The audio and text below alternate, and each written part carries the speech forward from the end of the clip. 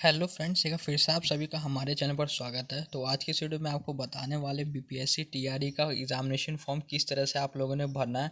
और 1 जुलाई या 1 जुलाई के बाद अगर आप भर रहे हैं फॉर्म तो आपको इसी तरह से फिलअप करना है, क्योंकि इससे पहले कुछ इसमें चेंजेस किए गए थे और अब इसको अपडेट कर दिया गया। जैसे कि अब यहाँ पर डोमिसाइल नीति हटा दिया गया है और बिहार के अदर स्टेट वाले भी इसका एग्जामिनेशन फॉर्म भर सकते हैं। तो यहाँ पे देखिए, मैं आपको बता देता हूँ स्टेप बाय स्टेप। तो ये हमारा फॉर्म सबमिट हो चुका और पेमेंट भी हो चुका है। तो अगर आपको इसमें कुछ भी सुधार करना है रजिस्ट्रेशन में या फॉर्म फिलिंग में, तो आप पेमेंट से पहले 5 बार इसमें सुधार कर सकते हैं। तो मैं आपको स्टेप बाय स्टेप सब यहाँ पे बता देता हूँ किस तरह से इसको फिलअप करना है। तो सबसे पहले जब आप एप्लीकेशन पोर्टल खोल लेंगे तो इसमें आपका नेम बताएगा। तो first name, middle name, last name आप अपना लिख सकते हैं। उसके बाद फादर नेम इसमें लिख दीजिएगा। उसके बाद मदर नेम, उसके बाद अपना डेट ऑफ बर्थ, और उसके बाद आपका यहाँ पे मैट्रिक सर्टिफिकेट डिटेल्स दिखा रहा है। तो यहाँ पे इन्होंने ऊपर में लिख दिया, लेकिन जब आप एप्लीकेशन फॉर्म भरेंगे तो उसमें ये आपको लास्ट में देखने को मिलेगा। उसके बाद आपको अपना जेंडर टिक कर देना है। और उसके बाद अगर आप सिटीज़न ऑफ इंडिया हैं तो यहाँ पे यस ही होगा। उसके बाद यहाँ पे बोल रहा है are you a permanent registration resident of state of Bihar. अगर आप बिहार के हैं तो यस कर दीजिएगा, अदरवाइज़ आप नो कर सकते हैं। उसके बाद परमानेंट रेजिडेंस सर्टिफिकेट डिटेल्स मांग रहा है। तो आपको यहाँ पे अपना आवासीय प्रमाण पत्र का नंबर लिखना, संख्या, और उसके बाद किस दिन जारी हुआ था। और उसके बाद do you belong to any reserve category, यानी कि अगर आपका SC ST EBC BC है तो आप यस कर सकते हैं, अदरवाइज़ आप नो कर दीजिएगा। अगर आप यस करते हैं तो आपको यहाँ पे अपना जाति लिखना पड़ेगा। उसके बाद अपना सर्टिफिकेट नंबर और इश्यू डेट। उसके बाद सर्टिफिकेट आपका कौन से स्टेट द्वारा इश्यू किया गया, तो बिहार यहाँ पे ऑटोमेटिक हो जाएगा। उसके बाद यहाँ पे आप लोग देख सकते हैं नीचे में, अगर आप डिसेबिलिटी पर्सन है तो यहाँ पे यस कर सकते हैं और कौन सा डिसेबिलिटी वो बता सकते हैं, अदरवाइज नो इसमें कर दीजिएगा।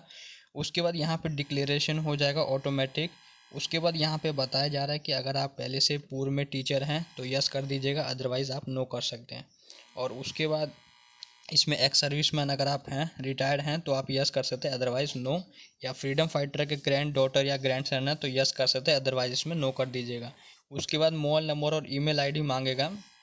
उसके बाद यहाँ पे आपको अपना डिटेल सब भरना, आधार नंबर भर सकते हैं या पैन कार्ड नंबर भर सकते हैं, ड्राइविंग लाइसेंस आप भर सकते हैं अपना। उसके बाद यहाँ पे एड्रेस देखने को मिलेगा। तो एड्रेस जो भी आपका यहाँ पे करंट एड्रेस भरना ऊपर में, और नीचे में आपका परमानेंट एड्रेस भराएगा। जैसे ही आप यहाँ पे परमानेंट एड्रेस और करंट एड्रेस भर लेते हैं, उसके बाद आपका मैरिटल स्टेटस मांगा जाएगा, मैरिड है या अनमैरिड है। उसके बाद यहाँ पे आप देख सकते हैं नीचे दिया गया पात्रता परीक्षा। तो अगर आपने सीटेट पास किया तो ऊपर पे टिक कर दीजिएगा। अगर आपने 2012 से पहले दक्षता परीक्षा दिया तो आप इस पर टिक कर सकते हैं, और सीटेट वालों के लिए पात्रता परीक्षा पे टिक करना है। उसके बाद यहाँ पे आपसे डिटेल मांगा जाएगा कि आपने सीटेट पास किया या एस्टेट पास किया, तो जो भी आपने पास किया उस पर आप टिक कर दीजिएगा। तो इसमें जैसे कि हमने केवल सीटेट पे टिक किया हुआ है। उसके बाद यहाँ पे जैसे आप टिक करिएगा तो आपका सीटेट का सर्टिफिकेट नंबर मांगेगा।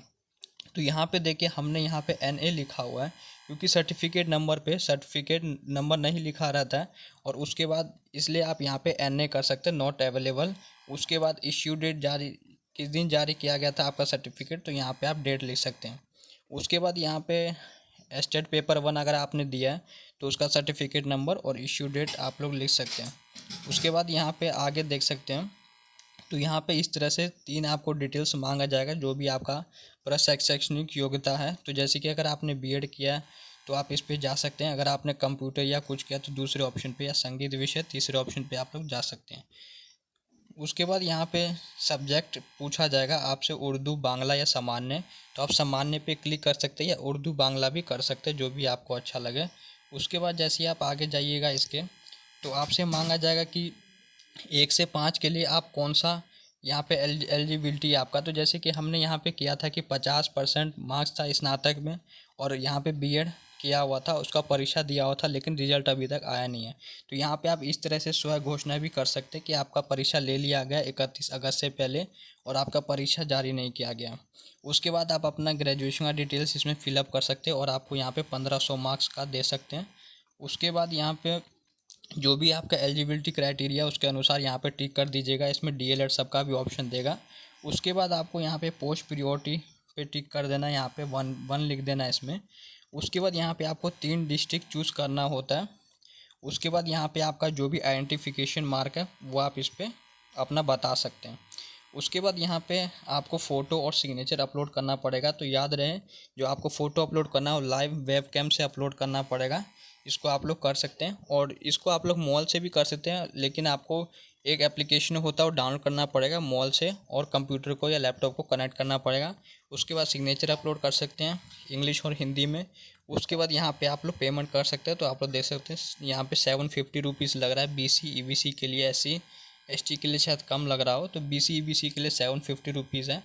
उसके बाद इस तरह से आपका ये पूरा एप्लीकेशन फॉर्म फिलअप हो जाएगा। तो मैंने आपको बता दिया, इसी तरह से आपको अपना एप्लीकेशन फॉर्म फिलअप करना है। अगर आपको कोई और डाउट रहता है तो आप कमेंट बॉक्स में लिख सकते हैं। तो वीडियो को लाइक, चैनल को सब्सक्राइब कर देना। Thanks for watching this video.